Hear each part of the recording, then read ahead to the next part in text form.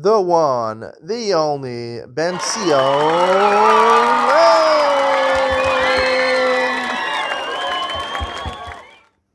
Good morning and welcome to YouTube. Iyun. I want to dedicate today's shir the yahrzeit of my grandfather, Beitzah ben Shmuel, who I'm named after, my mother's father.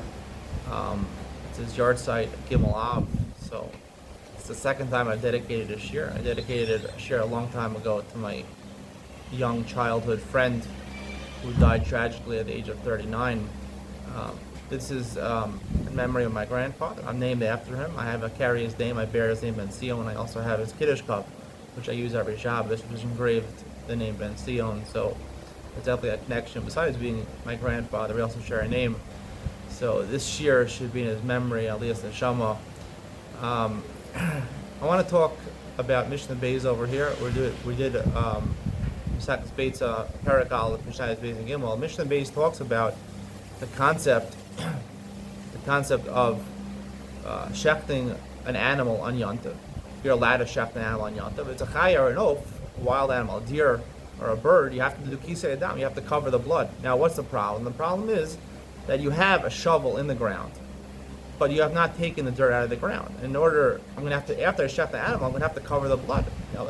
I'll be forced to go ahead and dig a hole. And when I dig the hole, right, it's going to be aser, because I'm going to be performing malacha she'ein sheich legufa, even though I don't need the actual hole, but I need the dirt. And even Rabbi Shimon agrees, midarabbanan, it's aser malacha she'ein sheich legufa.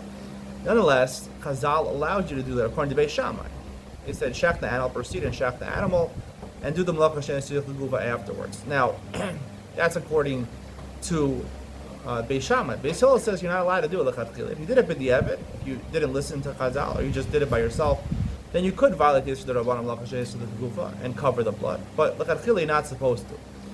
Now, even Beis Shammai, I want to point out one thing over here. Beis Shammai says the only time you could do it is if you had the shovel stuck in the ground before Yontif. So you prepared it.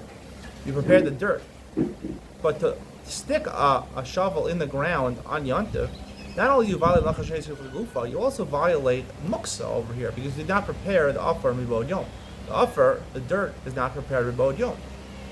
So why is it Beis Shammai allows malacha she'ein sheich legufa, but they do not allow muksa? So I want to build on what I said yesterday about the two different types of muksa. That there's a muksa d'oraisa and a muksa d'rabbanan. Muksa d'rabbanan, you can't move certain things because you might come to carry out the shusharabim, which is a gzeira d'rabbanan. Like we learn in Maseches Gittin, there are two types of d'rabbanan. So the d'rabbanan kein d'oraisa tikun. Called the tikun rabbanan kein d'oraisa tikun. The rabbanan made an issue d'rabbanan because it had a source in the Torah. And sometimes the rabbanan made issue d'rabbanan that is not connected to the Torah. A gzeira that you might come to carry shusharabim is not connected to the Torah. It's not principally aser. It's just lest you come to do something else. So that's the difference here between muksa, machmas gufa, what we have over here, the dirt, and malacha she'ein sheich legufa. Malacha she'ein sheich legufa, according to Rabbi Shimon, it's midoraisa, it's completely mutter. Midorabanan, they made a gzeira because you might come to do a malacha she'ein sheich legufa.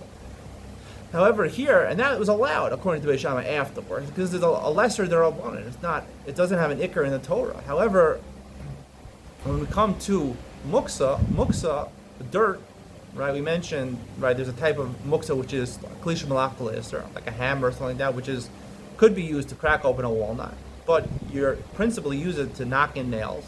So sarach gufa makoma are mutter, because it's not principally, most of the time it's not used. It's used for things we're not allowed on Shabbos and Yontif. But if you want to use it, you could. Therefore, for its makom, to move it for its place, or to crack a walnut is okay. You can do that.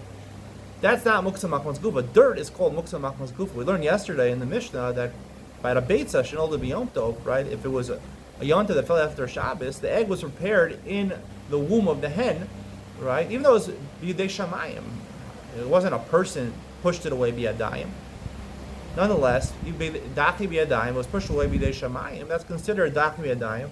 As we explained, Reb Shimon holds of muksa. He holds of a concept of muksa d'oraisa. You have two things: one, that it's normally not used on Shabbos, and two, that it was pushed away. And we learned yesterday it was pushed away mina shamayim. That's also called pushed away. And dirt in the ground, when the world was created and was filled with dirt, Hashem pushed it away. Adei shamayim. Hashem pushed it away from use. No one uses dirt is considered mukmas gufo. It's inherently muksa because it never is meant to be used. It's meant to just lie there and maybe fertilize plants, but it's completely being pushed away. So therefore, it falls into the category of real muksa. Now, you said by real muksa, if you eat it, it's still raisa. An egg yesterday. Moving it is only derabanan, but it has a source in the Torah because essentially that's a type of muksa which could be doraisa. So therefore, even to move the muksa, to put a shovel in the ground and move the muksa, that would be called the tikkun derabanan kein doraisa tikkun. And everyone would agree that the rabbanan were masaking things with the force of a doraisa, and therefore it has the force of a doraisa. Meshach does not allow you to violate that, to shaft the animal and violate the muksa, but he does allow you to violate the gufa, which is the rabbanan, and that is the difference, I think, between muksa and malacha shenesh gufa in this mishnah. Hope you enjoyed today's shir. Let it be for an Eloi neshama for my grandfather.